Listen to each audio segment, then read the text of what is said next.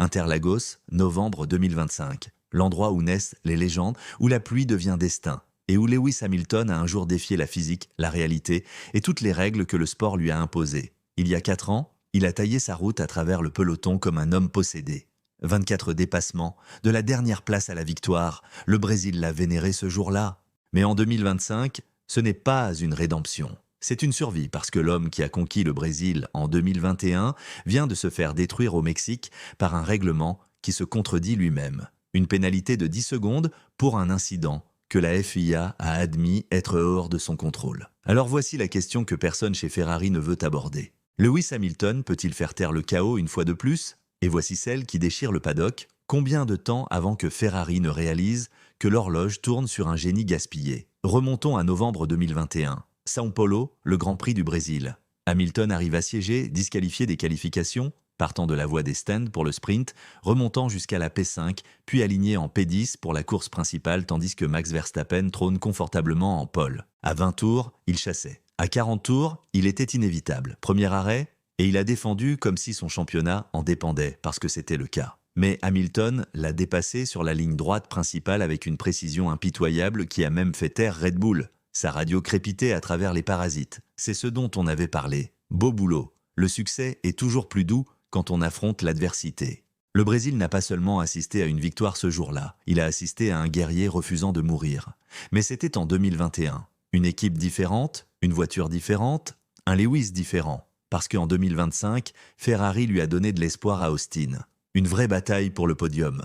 La SF25 chantait enfin. Fred Vasseur y croyait. Charles Leclerc sentait le changement. Même les mécaniciens avaient la foi dans les yeux. Puis est venu le Mexique. Virage 4, Mexico City. Lewis bloque les freins. Max à ses côtés, les deux à la limite absolue. Contact inévitable. Hamilton est poussé au large, Verstappen coupe l'herbe, les deux se battent pour la position. Puis le virage 4 arrive. Hamilton plonge à l'intérieur tard sur les freins.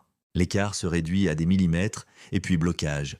Roues avant figées. La physique prend le relais. La voiture va tout droit. Aucune correction possible. Hamilton coupe à travers l'herbe, rejoint devant, pénalité de 10 secondes, course terminée. C'est ridicule, 10 secondes pourquoi? La voix de Hamilton tranche la radio comme une lame. Non, non. Je veux dire, c'est très sale hors piste. Et le garage Ferrari est tombé dans un silence assourdissant. Le genre de silence stupéfait qui arrive quand tout le monde réalise qu'une injustice vient de se produire en direct à la télévision. Mais voici le twist. La FIA a publié 2 documents, même incident, conclusion complètement opposée. Le document 37 disait que Hamilton avait une raison pleinement justifiable et que suivre le protocole était physiquement impossible. Le document 36 l'a pénalisé pour avoir gagné un avantage hors des limites de la piste. Même organisme de régulation, même course, même manœuvre, conclusion radicalement opposée. Fred Vasseur ne perd pas facilement son sang-froid. Le Français a navigué à travers des faillites, des égos et des guerres politiques dans plusieurs championnats. Il est calme, diplomatique, calculateur. Mais au Mexique, même lui a craqué. Gagner 10 secondes ici sans chance de récupération, c'est détruire la course. Max a fait la même chose avant. Couper à travers l'herbe sans conséquence, ce n'est pas bien géré. Traduction, c'est une honte. La télémétrie a révélé la vérité écrite en chiffres qui ne peuvent pas être manipulés. À 2240 mètres au-dessus du niveau de la mer, l'air raréfié réduit le refroidissement des freins de plus de 30%. La force d'appui diminue, l'adhérence disparaît, les roues avant de Hamilton se sont bloquées complètement. L'angle de direction montrait une correction. Il a essayé de tourner mais la voiture continuait tout droit. Pas à cause d'une erreur du pilote, à cause de la physique. Les traces GPS des ingénieurs de Ferrari montraient que Hamilton avait en fait perdu du temps après avoir rejoint. Son temps de secteur était presque identique. Pas de réel avantage, pas de gain structurel, juste un changement de position dans le chaos de la course. L'ancien pilote, Sam Bird, l'a qualifié d'extrêmement sévère. Les commentateurs de Sky Sports ont dit que c'était une interférence inutile en Arabie Saoudite. Mais la FIA s'en fichait du contexte. Ils se soucièrent du contrôle et une phrase fuitée de l'intérieur de la salle des commissaires a tout révélé. Nous devons maintenir l'autorité après le chaos des limites de piste dans les premiers retours. Ce n'était pas à propos de l'avantage de Hamilton, c'était à propos de l'autorité de la FIA. Ça vous dit quelque chose? Abu Dhabi, la finale, tour 53, Nicolas Latifi s'écrase. Voiture de sécurité déployée. Michael Massi, le directeur de course, prend une décision. Seules 5 voitures attardées entre Max et Lewis sont autorisées à se dédoubler. Pas toutes, juste 5, puis il termine la voiture de sécurité au même tour, violant le règlement qui dit qu'elle devrait se terminer au tour suivant. Max sur des pneus tendres frais, Lewis sur des durs usés. Un tour, le vainqueur prend tout. Verstappen dépasse Hamilton, gagne le championnat. La radio de Lewis reste silencieuse pendant 20 secondes, puis on l'a perdu, mec. Mercedes a protesté. Non, Mike. Non, non. Ce n'était pas correct. La FIA a publié un rapport des mois plus tard admettant une erreur humaine dans l'utilisation de la voiture de sécurité, mais les résultats sont restés. 4 ans plus tard, Hamilton est assis dans un garage Ferrari à regarder le même schéma se répéter. Le Mexique n'était pas un incident de course, c'était un avertissement.